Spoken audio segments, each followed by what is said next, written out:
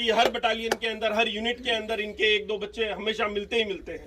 आपके Meerut second lancer army school, Pathankot air force school, आपके नसीराबाद छावनी, और ऐसी अलग अलग 8 स्टेट के अंदर मैंने अपनी पढ़ाई पूरी करी है, सभी आर्मी स्कूल्स के अंदर।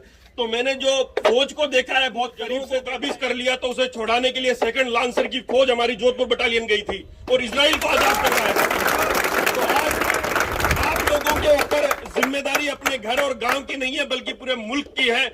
अभी वर्तमान समय में हम जिन गांवों से होके आए, अपन भगतपुरा से स्टार्ट हुए, भगतपुरा से फिर कहाँ गए?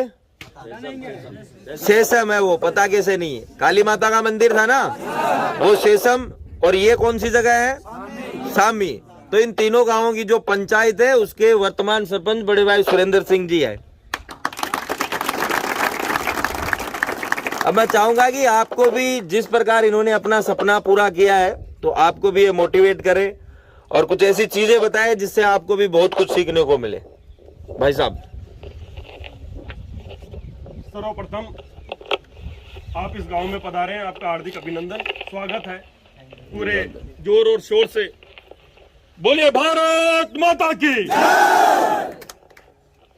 जिस तरह से आप एक सपना लेके एकेडमी के अंदर आपने माइक में चालू कर दूंगा,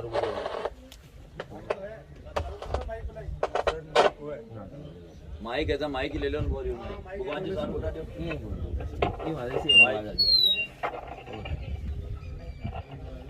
जिस प्रकार आप सभी भाई एक सपना लेके भगतपुरा की इस धरा पर पधारे हैं और जिस मनोबल से तैयारी कर रहे हैं, मुझे पूरा विश्वास है कि सफलता बहुत जल्द आपको मिलेगी। और सबसे बड़ी चीज, जो सपना आप लोगों ने देखा है, वो सपना बहुत कम लोग देख पाते हैं, क्योंकि भारतीय सेना दुनिया की वो फौज है जिसकी काबिलियत की तारीफ अमेरिका से रूस तक के राष्ट्रपतियों ने करी है। और आप उस फौज का हिस्सा होने जा रहे हैं, आप उस फौज का हिस्सा होने जा रहे हैं जिस फौज ने हिंदुस्तान ही नहीं बल्कि इजराइल जैसे देश पर भी जब 1942 से पहले जब आक्रमण हुए और अताताइयों ने वहां पर उन जगहों को काबिज कर लिया, तो उसे छुड़ाने के लिए सेकंड लांसर की फौज हमारी जोधपुर बटालियन गई थी और इजराइल को आजाद कर रहा है। तो आज आप लोगों के ऊपर जिम्मेदारी अपने घर और गांव की नहीं है, बल्कि पूरे मुल्क की है, और आप आने वाले समय के अंदर चयनित होंगे, ये मेरा पूरा विश्वास है। दूसरी चीज तो मैं आपको बताना चाहता हूं, मेरा नाता फौज से क्या है। तो मेरे दादो सा, पिताजी, काको सा, लगभग परिवार में जितने लोग हैं सभी फौज के अंदर हैं। और मेरी खुद की स्कूलिंग 3री कक्षा से लेके 12वीं कक्षा तक आपके Meerut second lancer army school, Pathankot air force school, आपके नसीराबाद छावनी, और ऐसी अलग अलग 8 स्टेट के अंदर मैंने अपनी पढ़ाई पूरी करी है, सभी आर्मी स्कूल्स के अंदर। तो मैंने जो फौज को देखा है, बहुत करीब से देखा है, सारी बटालियंस को देखा है। मेरे पिताजी इंजीनियर कोर ईएमई में थे और हमेशा हर 1.5 साल 2 साल के अंदर उनकी पोस्टिंग हो जाया करती थी। तो फौज को बहुत नजदीक से देखने का मौका मिला। मेरे साथ के तकरीबन 9 से 10 भाई हैं जो आज की तारीख में कोई कहीं कर्नल हैं, कोई कहीं मेजर लगे हुए हैं। तो उन सब से मिलता जुलता हूं तो बड़ा एक फक्र महसूस होता है कि हमारे देश का स्वाभिमान आज किस ओर जिंदा भी है और अग्रसर भी है, आगे बढ़ रहा है। मैं आपको सिर्फ इतना कहना चाहता हूं कि जिनके हाथ में आपकी बागडोर है, हमारे वीरेंद्र सिंह जी, जिन्हें आप वीरू फौजी साहब के नाम से जानते हैं, ये एक ऐसी शख्सियत है जिन्होंने अपनी काबिलियत को सिर्फ दिखाया नहीं है, बल्कि मजबूती से इस धरातल पे ऐसा उतारा है कि आसपास के अंदर यूपी, बिहार, छत्तीसगढ़, रायपुर से लेके सारे मुल्क के अंदर से बच्चे आप लोग यहाँ पधारते हैं। सिर्फ राजस्थान की भूमि पे ही नहीं, राजस्थान की धरा ही नहीं, बल्कि लगभग ये 10 स्टेट के बच्चे यहाँ आके आपके साथ ट्रेनिंग ले रहे हैं। तो कुछ तो बात है इस धरती में, इस धरा में और इस शख्सियत के अंदर जो आपके सामने खड़े हैं, जिन्होंने आज इतने सैकड़ों सिलेक्शन दिए हैं, कि आज हम उनको गिनने बैठे तो शायद आपकी हर बटालियन के अंदर, हर यूनिट के अंदर इनके एक दो बच्चे हमेशा मिलते ही मिलते हैं।